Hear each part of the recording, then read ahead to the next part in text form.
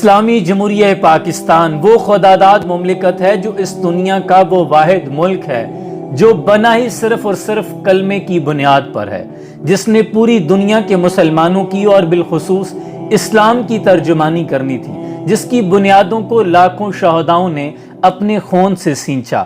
لیکن مقام افسوس ہے کہ اسی وطن عزیز پاکستان میں کبھی خواجہ سراؤں کے حقوق کی آڑ میں LGBT جیسے غلیظ بل پاس ہو جاتے ہیں، کبھی میرا جسم میری مرضی جیسے نعرے گونجتے ہیں، کبھی تحفظ ختم نبوت کے بل پہ ڈاکہ ڈالا جاتا ہے۔ بے حیائی کی طرف ایک اور قدم اٹھایا گیا ہے۔ یونیسیف کے تعاون سے سندھ گورنمنٹ کی جانب سے کراچی میں پہلا ہیومن ملک بینک کی انیگوریشن ہو چکی ہے، باقاعدہ افتتاح ہو چکا ہے۔ الامان الحفیظ، یعنی وہاں ماؤں سے دودھ لے کر پھر دوسرے بچوں کو پلایا جائے گا جن کی نشو و نما ٹھیک نہیں ہو رہی۔ کوئی بھی شریف النفس انسان اس موضوع پر بات بھی نہیں کر سکتا۔ اپنی ذات میں انسان کو شرم محسوس ہوتی ہے کہ قرآن کہہ رہا ہے، شریعت کہہ رہی ہے کہ مائیں جن بچوں کو دودھ پلاتی ہیں ان کے اپنے بچے اور دوسرے بچوں کو جن کو وہ پلاتی ہیں وہ ان کے رضائی بیٹے ہوتے ہیں، یعنی رضائی بیٹیاں اور رضائی بیٹے ہوں گے، اور وہ آپس میں بہن بھائی ہوں گے۔ یہ جو لے پالک اور رضائی رشتے ہوتے ہیں وہ تو آپس میں بہن بھائی بن جاتے ہیں۔ جب ایک ہی ماں کا دودھ پیا ہو تو وہ آپس میں رضائی بہن بھائی ہو جاتے ہیں۔ اب یہ اتنا کون سا کوئی میکنزم سیٹ کریں گے کہ جو اس بات کو جج کیا کرے گا کہ کون سا بچہ ہے، کس ماں کا اس نے دودھ پیا ہے، وہ آپس میں رشتہ یا ازدواج میں کس طرح منسلک ہوں گے؟ یہ تو ایک بہت بے حیائی کی طرف قدم اٹھایا جائے گا۔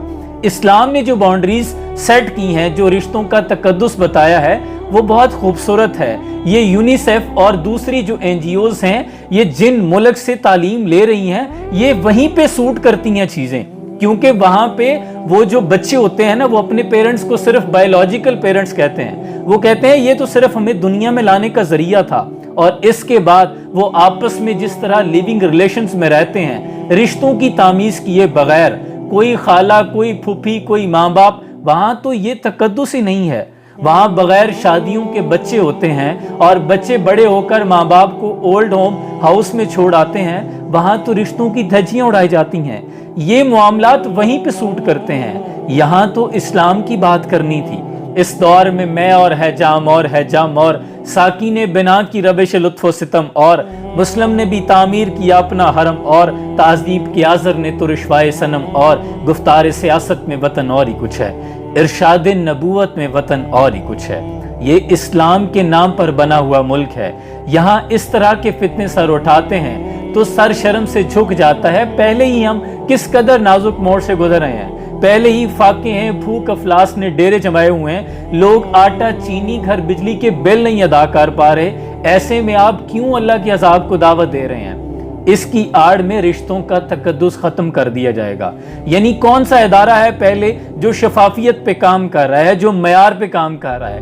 تو آپ کیسے ایک ایسا ادارہ مینٹین کریں گے جو اتنا سارا ڈیٹا مینٹین کرے گا کہ کس ماں نے کس بچے کو دودھ پلایا تھا، آگے اس کی رشتہ داری کس کے ساتھ ہوئی، کس بیٹی کے ساتھ اس کا رشتہ کیا جا رہا ہے، وہ رشتہ یا ازدواج میں بن رہے ہیں؟